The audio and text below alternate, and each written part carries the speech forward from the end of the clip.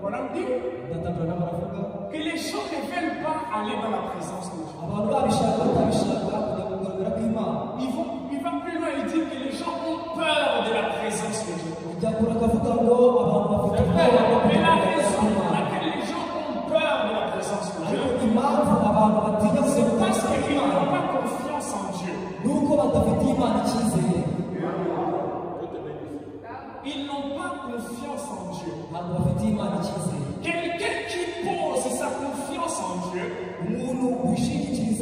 court tout le temps dans sa présence. Parce que sa présence est un bien. Psaume chapitre 73, verset 28. La Bible dit pour moi, m'approcher de Dieu, c'est mon bien. M'approcher de Dieu, c'est mon bien. Je place mon refuge dans le Seigneur. Afin de raconter toutes ses œuvres. Je suis juste en train de poser certaines petites pages en lisant le prophète. En lisant le prophète. Parce que si tout ce que nous disons n'est pas posé sur les bases de l'hôtel restauré de Marachita,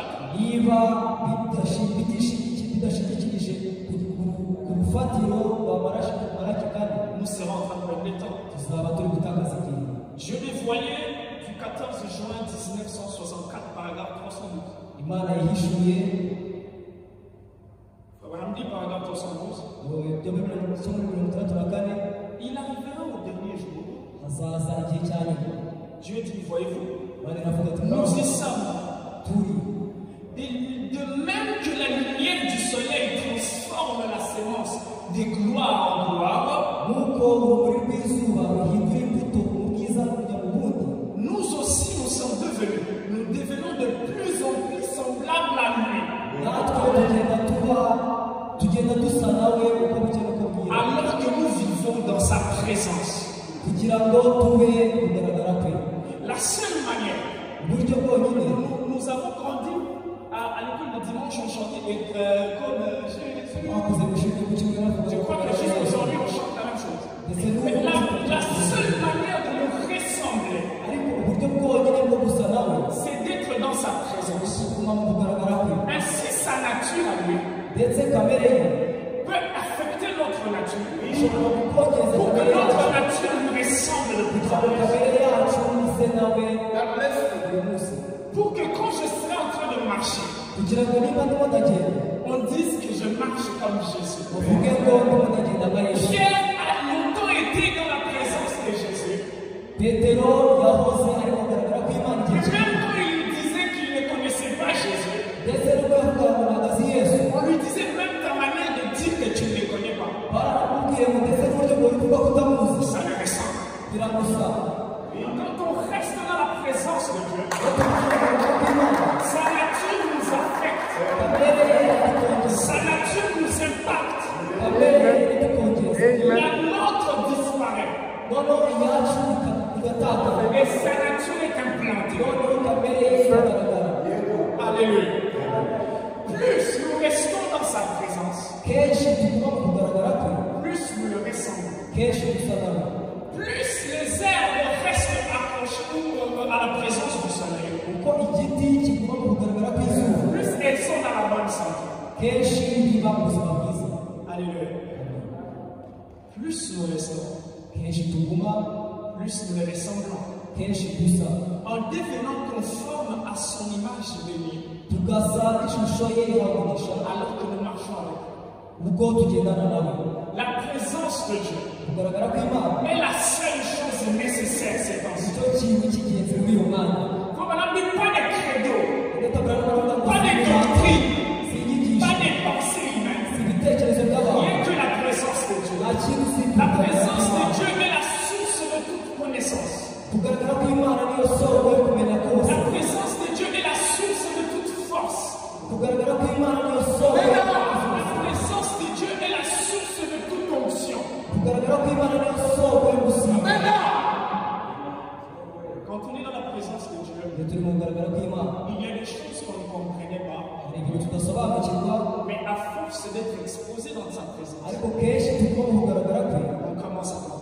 on commence à connaître, on commence à voir, il nous parle. Et la plupart du temps, la manière de Dieu de parler dans sa présence, c'est de te révéler. Le seul lieu d'adoration connu par Dieu, prophète de Dieu. Je crois que l'Église a commencé à entendre le message et qu'elle commence à comprendre. Mes amis, écoutez, nous devons nous exposer dans la présence du Fils. Ce n'est pas quelque chose que nous devons faire de temps en temps. Nous exposer, y demeurer, faire sortir chaque partie de nous et exposer cela dans la présence de Dieu. Le problème avec nous les croyants, c'est que nous prenons une seule partie de notre vie, nous l'exposons dans la présence de Dieu et nous laissons le reste. Voilà pourquoi il y a certaines choses qui marchent et d'autres qui ne marchent pas. Exposer, c'est mettre dans les détails, montrer dans le détail chaque partie. Si je vais exposer sur les sexos, je ne veux pas parler sur le septième seulement. Je commence par le premier jusqu'au dernier. Je vous expose la chose. Dans la présence de Dieu, le chrétien doit apprendre à tout exposer dans la présence de Dieu. Il y a ceux-là quand ils entrent dans la présence de Dieu. Il y a ceux qui entrent dans la présence de Dieu. Ils ne parlent que de leur travail. Ils ne parlent que de leur famille. Ils ne parlent que de leur ministère. Ainsi, tu verras un homme de Dieu qui expose son ministère trop souvent dans la présence de Dieu. Que sa vie familiale est à 0%. Il expose tellement sa famille dans la présence de Dieu qu'il oublie qu'il y a la vie des frères. Il expose tellement l'église dans la présence de Dieu qu'il oublie qu'il y a la famille à l'extérieur. On n'expose pas en partie dans la présence de Dieu. On expose avec totalité. Dieu veut que nous lui donnons le 100%.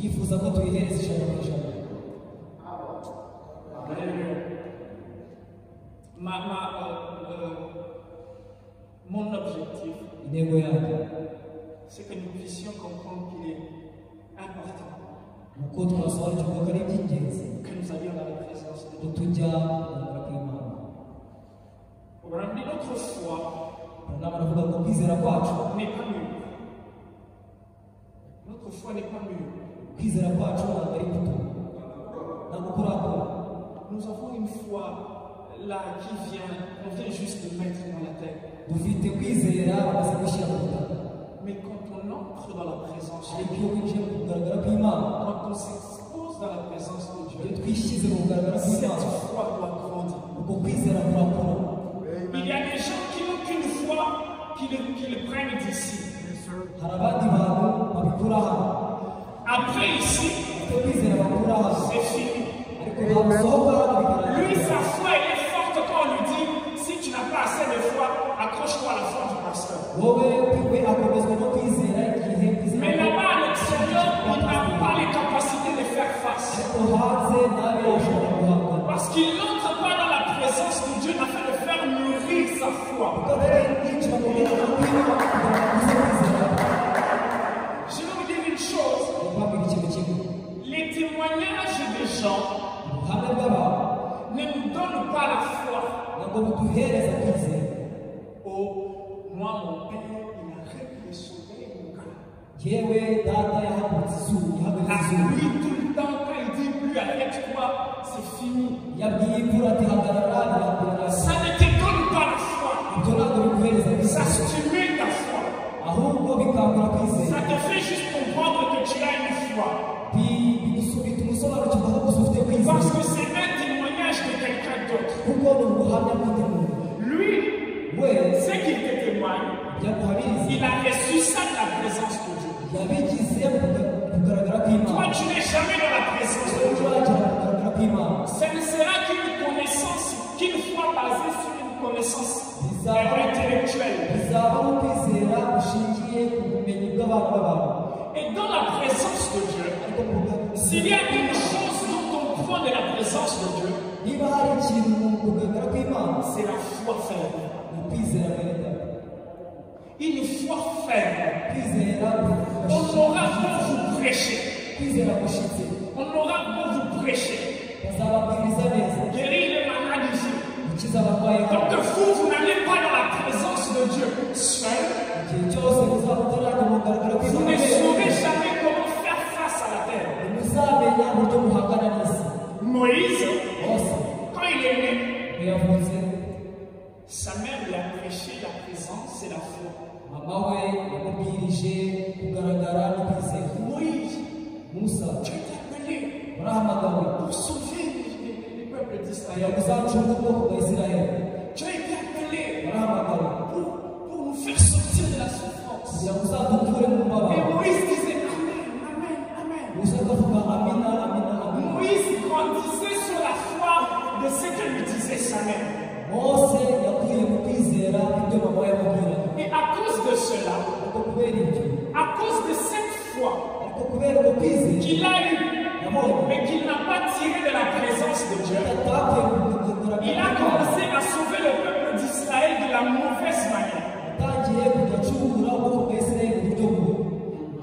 Il n'était pas convaincu.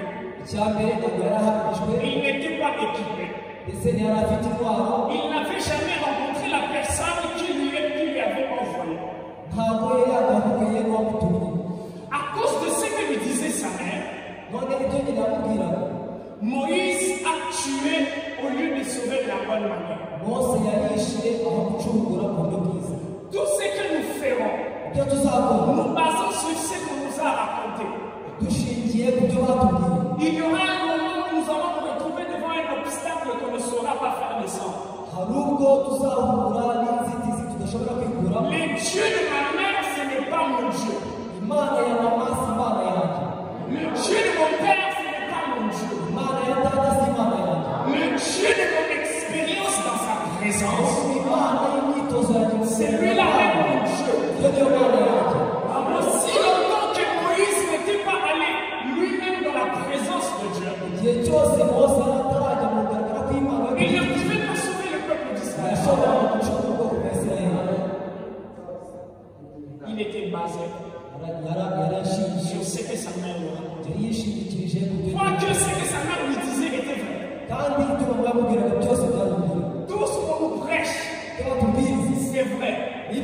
Mais cela devait nous pousser à aller aussi dans la présence de Dieu. Afin d'avoir nos propres expériences. Moïse, quand il monte sur la montagne et que Dieu lui parle,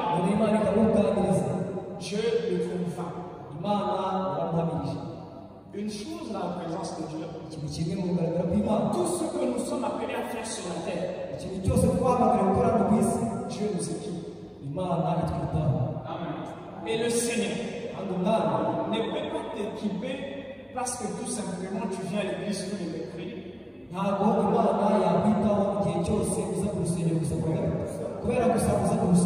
Parce que si l'Esprit descend ici, ça va descendre sur tout le monde.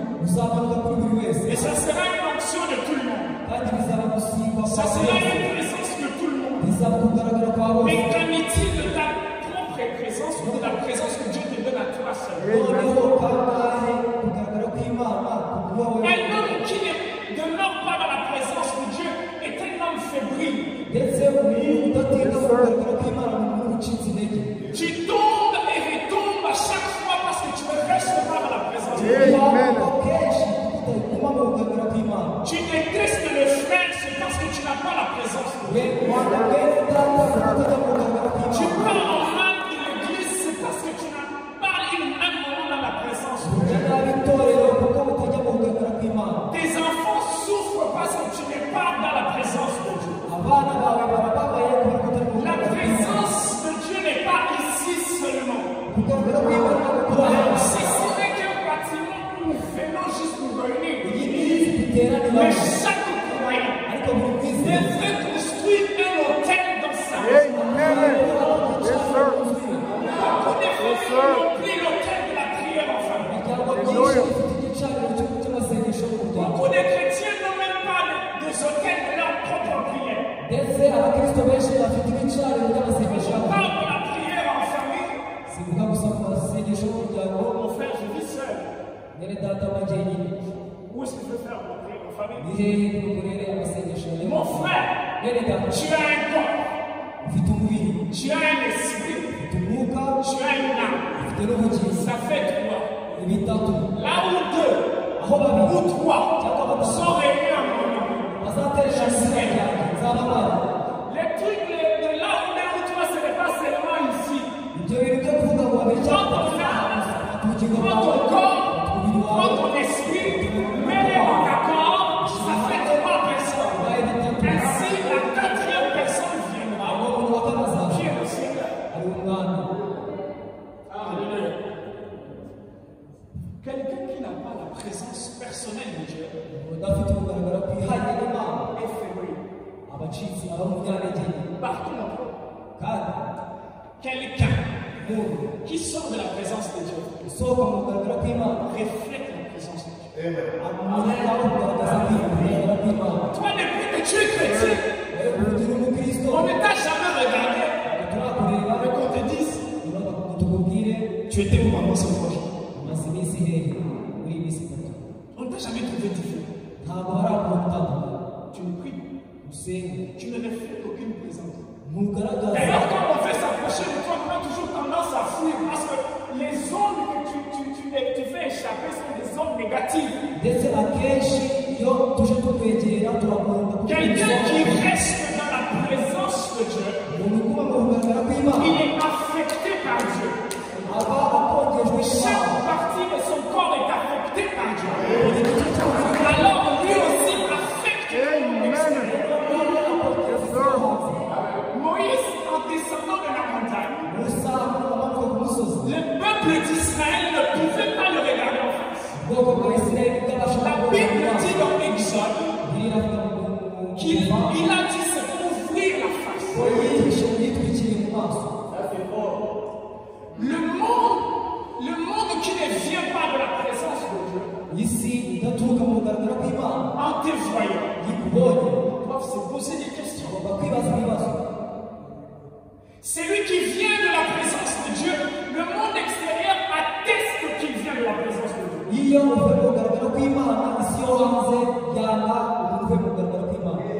On doit refléter la présence de Dieu.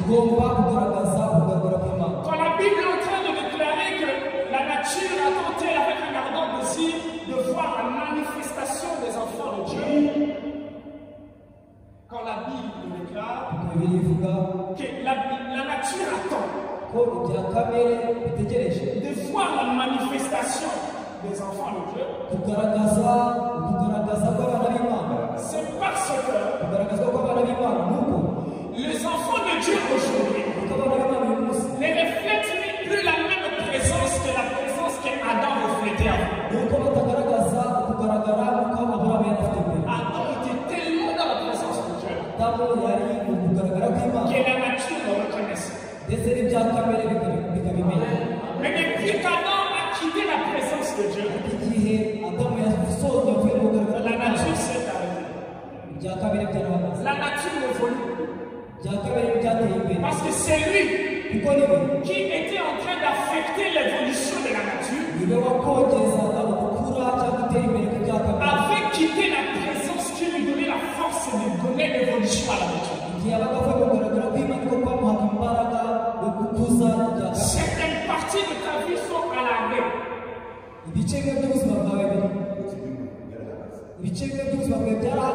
Parce que ce qui fait évoluer cela, c'est la présence de Dieu. Une chose qui est négative et qui entre dans la présence de Dieu perd sa force. Je voudrais dire à quelqu'un que la présence de Dieu fait de nous des personnes différentes. La présence de Dieu nous équipe afin de faire face à nous. Un homme qui vient de la présence de Dieu est un homme incompris du monde.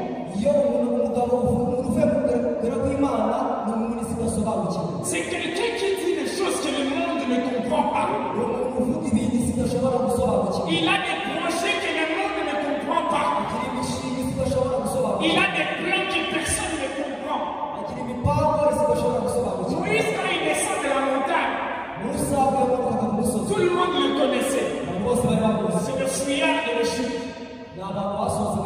Mais quand il descend de la montagne, avec la puissance de Dieu, avec la présence de Dieu, une fois descendu de la montagne, il dit à sa femme, je vais aller combattre en Égypte. Et sa femme lui dit, Moïse, tu connais l'Égypte? D'ailleurs, toi tu connais l'Égypte mieux que quiconque. Tu sais que c'est l'armée qui est au top ces temps-ci. Mais toi tu n'as qu'un seul bateau. Comment tu vas aller combattre? Un homme qui vient de la présence de Dieu a une ferme conviction, a une foi tellement forte que rien ne peut l'ébranler.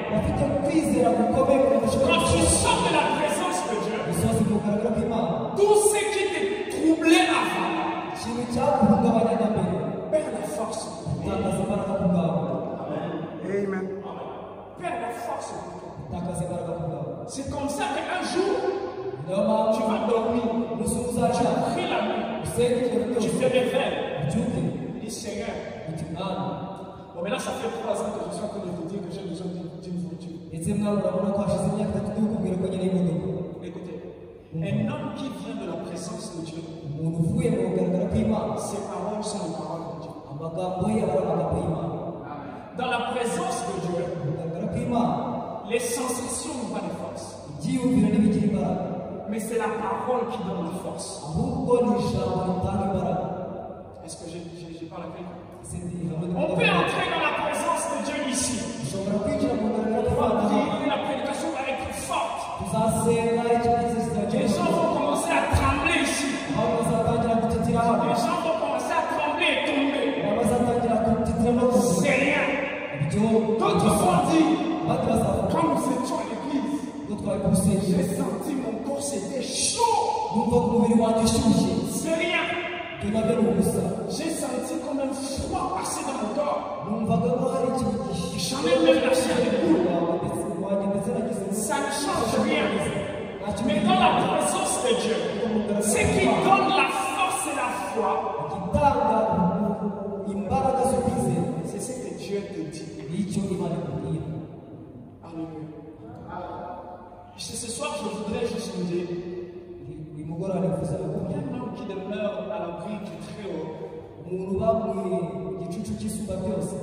est différent de tous ceux qui sont de l'abri du Très-Haut. De tous ceux qui ne sont pas de l'abri du Très-Haut. On a dit, pourquoi les gens sont ici ballottés?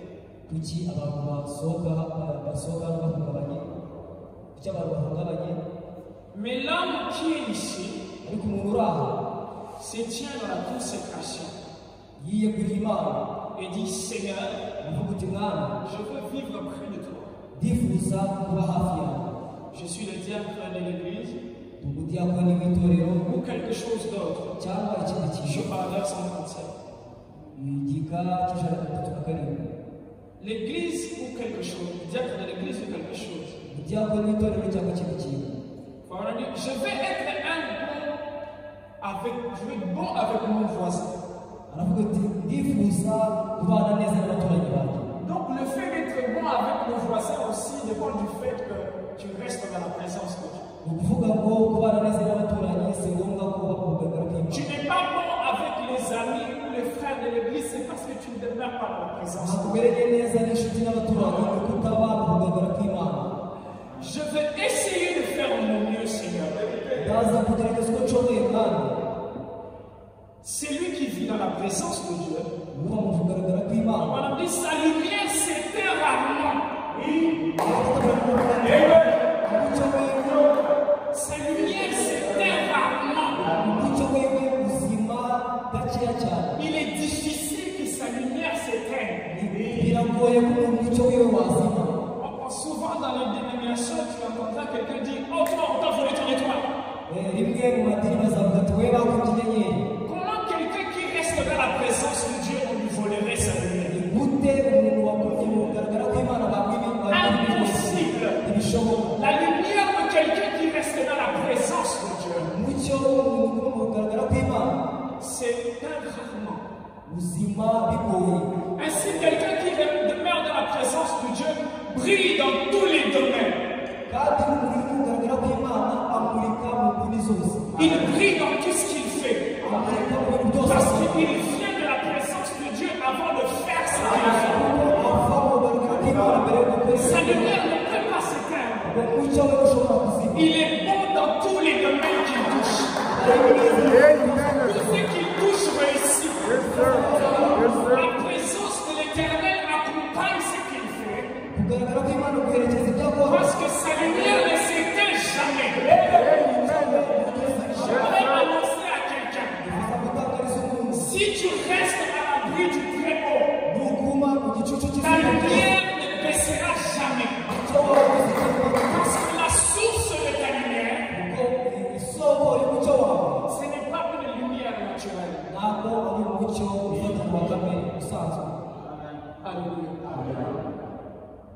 On dit sa lumière s'éteint rarement. Il va plus loin, il dit.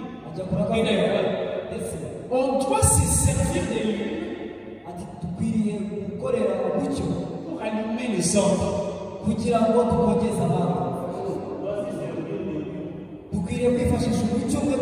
Si tous nous ne prions pas, qui va allumer? J'ai un problème. Pasteur. Si tu ne connais pas mon but de frère, nous sommes des lumières. Nous devons rester dans la présence de Dieu. Quand je n'ai plus de lumière, je vais vers une autre lampe afin qu'elle m'allume. La raison pour laquelle nous devrions rester dans la présence de Dieu, c'est pour qu'ensemble nous puissions allumer une grande lumière. C'est pour allumer les autres lumières qui sont éteintes.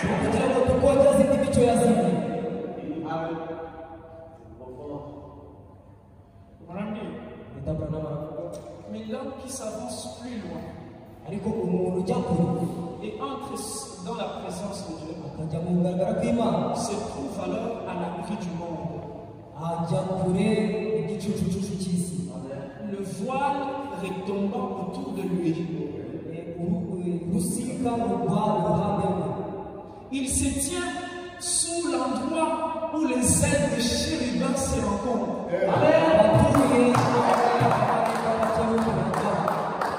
Près de la grande gloire de la Shekinah.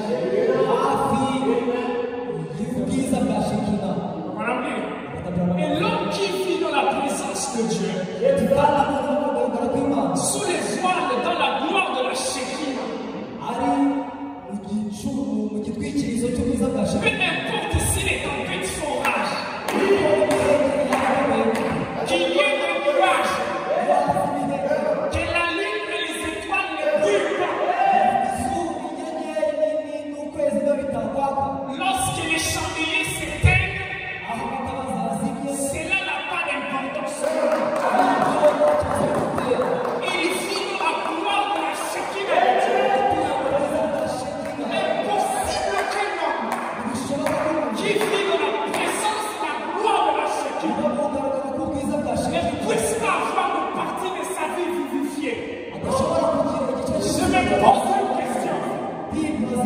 Si des fleurs, des simples fleurs, dans la présence de la gloire de Dieu, on procède à une plus forte raison pour la face de Dieu.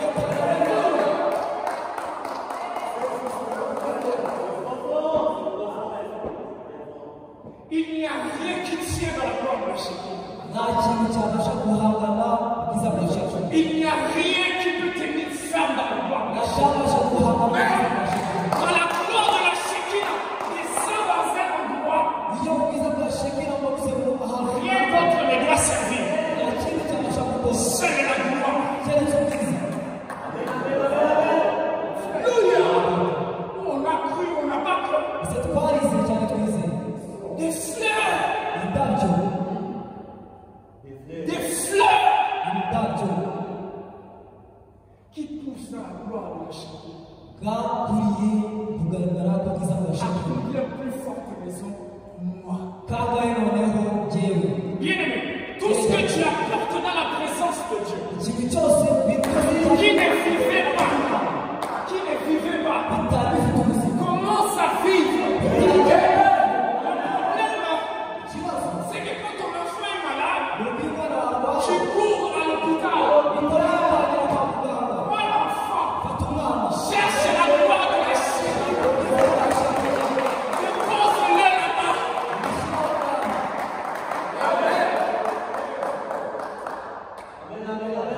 Tout ce qui ne vit pas, vit. Écoutez-moi. Les fleurs qui étaient devant la chair de Dieu, avait atteint le top de sa croissance. Avait déjà atteint le top de sa croissance. Mais quand la gloire descend, chaque processus arrêté prématurément reprend son cours. Chaque chose qui s'est arrêtée, ça reprend son cours habituel.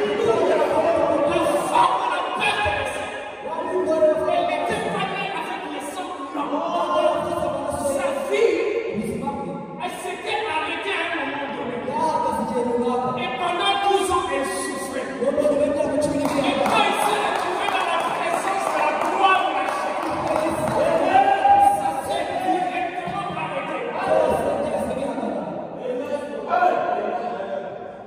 Dieu, je suis pauvre. Écoutez, tout ce que tu amènes dans la présence de Dieu, que ce soit grand ou petit, Dieu s'en fout. On pose la question à Moïse. Moïse, qu'est-ce que tu as? Mais Seigneur, quand tu m'envoies aller batailler contre le premier pays, force du monde, la Russie, mais tu fais comme rien. Dieu lui dit, qu'est-ce que tu as? Ce soir, je te pose une question. Qu'est-ce que tu as? Qu'est-ce que tu veux amener dans la présence de Dieu? Moïse lui dit, je n'ai que mon bâton. Mais le bâton de Moïse a servi à libérer des millions de gens. Prends ta petite entreprise, dépose-la dans la présence de Dieu. Elle va te rapporter des millions. Qu'est-ce que tu as? J'ai ma fille. Prends ta fille. Mets-la dans la présence de Dieu.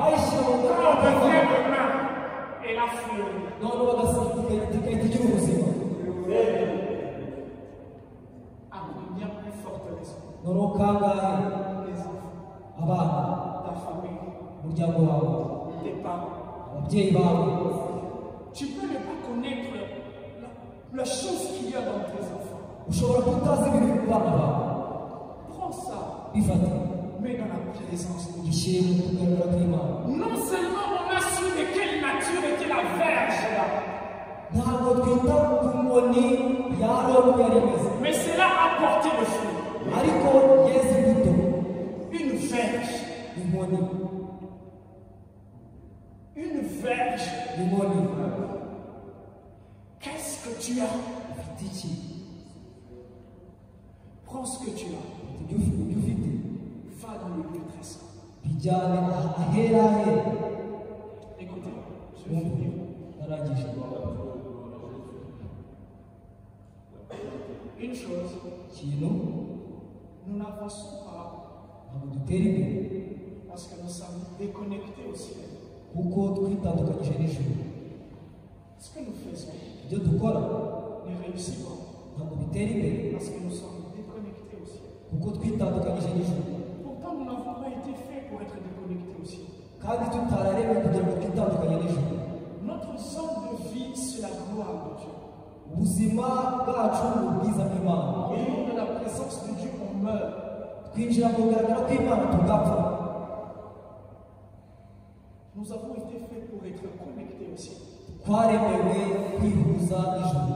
Mais je vais faire voir une chose. none ujya kwereka ikintu. En termes d'anges, quand on parle des anges, iyo bavuze ku bamarayika, la Bible décrit plusieurs sortes d'anges et d'archanges.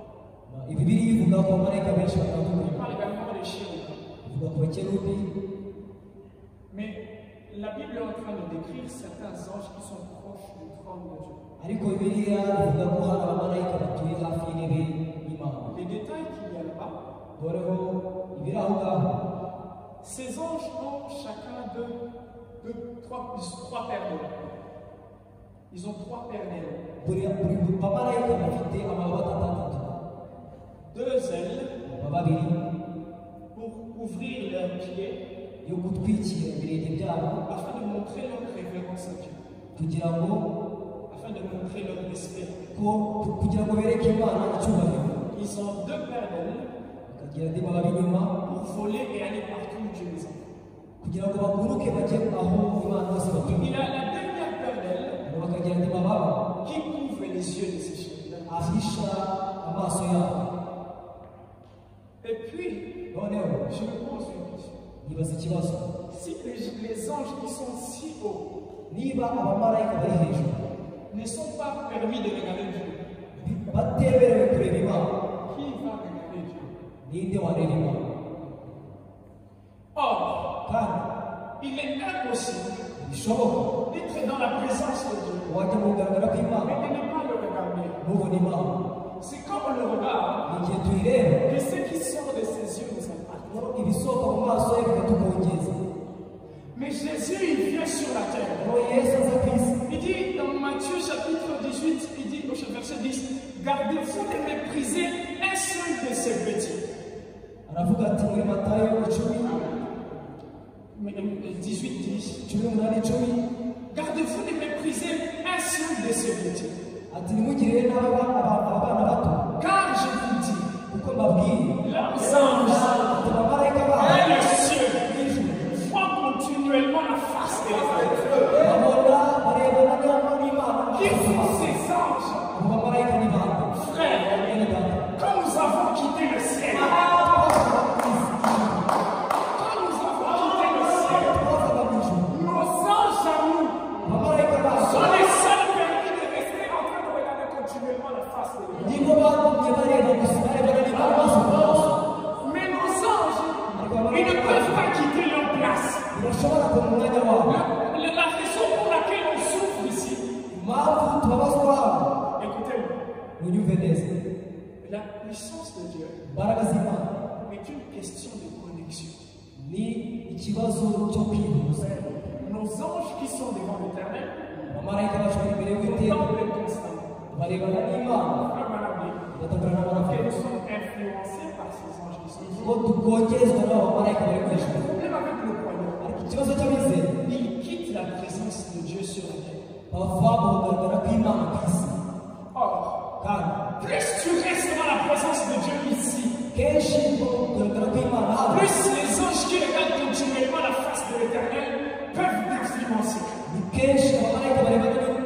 Que nous puissions demeurer dans la présence de Dieu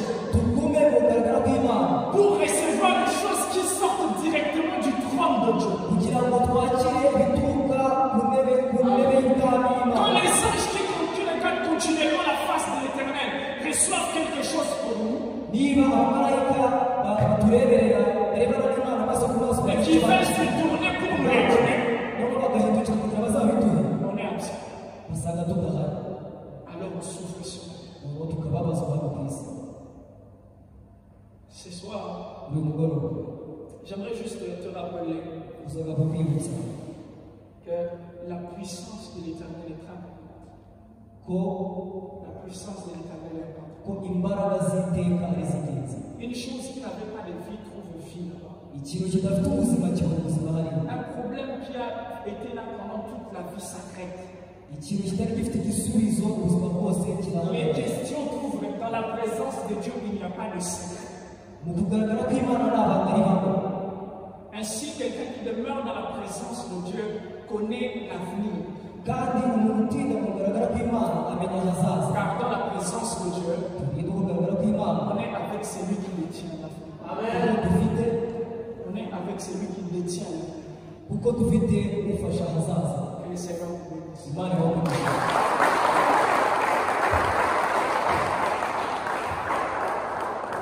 Que Dieu et l'Éternel bénisse les frères.